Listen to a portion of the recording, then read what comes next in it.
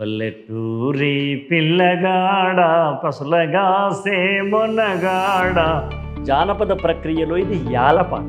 Entry ఎలా వచ్చింది sir? ఎందుకంటే ఇండస్ట్రీలోకి ఎంట్రీ అంత ఈజీ కాదు. అయితే నా అదృష్టం ఏంటంటే వాడు నాకన్నా ముందే ఒక 6 ఏళ్ల ముందే వాడు సినిమాలోకి ఎంటర్ అయి ఉన్నాడు. వాడు సినిమా రంగంలో పోతూ ఉంటే మా బావ అక్కలు కొంచెం అటు ఇటు భయపడతా ఉంటే ఎంకరేజ్ చేసిందే నేను. వాడిని ఏమనకండి, వాడిని వెళ్ళనివ్వండి. వాడిని ఈ పాటలు తీసుకొని వెళ్ళి ఆ గేటు దగ్గర నిలబడము అది నా వల్ల కాదురా. అంటే అదేలా అవుతుంది మావయ్య, నేనున్నాక నేను డైరెక్టర్ తీసుకెళ్తా.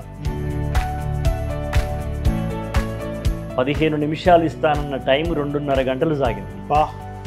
నిన్ను మరొక్క శ్రీశ్రీలాగా నిన్ను సినిమా ఇండస్ట్రీలో నిలబెడతానయ్యా. హృదయంలోకి నా పాట ఎక్కాలంటే కాగితం చూపిస్తే ఎక్కదు, దాంట్లో జీవితం చూపించాలి. టప టప టప టప టప టప చెమట బొట్లు తాళాలై పడుతుంటే కరిగి కండరాల నరాలే స్వరాలు కడుతుంటే. హీట్లోంచి వస్తుంది ఆ పాట. అవును, తక్కువ ఒక్కసారి చచ్చిపోతుంది. అది చాలా విషాదమైన తల్లి తల్లి నా చిట్టి తల్లి నా ప్రాణాలే పోయాయమ్మ. శ్రీకృష్ణదేవరాయలు గారి భువన విజయం అనుకోండి, అలా ఉండేది. అష్టదిగ్గజాలం ఏం కాకుండా ఆయన మాత్రం కృష్ణదేవరాయలు. సో రాములమ్మ నుంచి ఇంకా మీరు వెనక్కి తిరిగి ఇంకా నేను అంటే అప్పుడే అన్నాడు దాసరి గారు, అన్నారు ఉద్యోగం గురించి మీరు ఇంకా మర్చిపోవాల్సి వస్తుంది ఆయన, ఇంక మీరు ఆలోచించకండి అంటే నేను immediately I left my job, government job.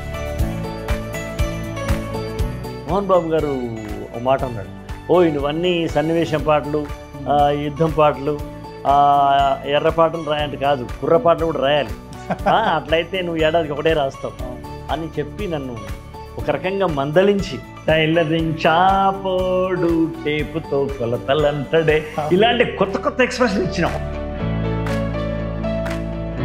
ఎవరో చెప్పినారట ఆయన కొంచెం నిరుత్సాహంగా ఉన్నాడు, ఎక్కువ సినిమా పాటలు రావట్లేదు అంటే ఎక్కడ వెళ్ళిపోతాడో ఏమో, తిరిగి ఆయనకు జాబ్ ఉంది మళ్ళీ పోయి పెట్టుకుంటాడేమో అని పిలిపించాడు.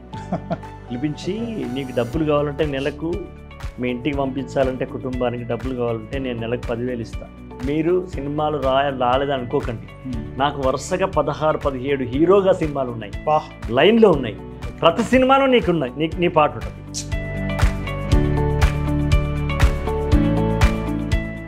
మీలాంటి వాళ్ళందరూ అనేది అదే, ఇప్పుడు సౌండే ఉంది కదా సార్.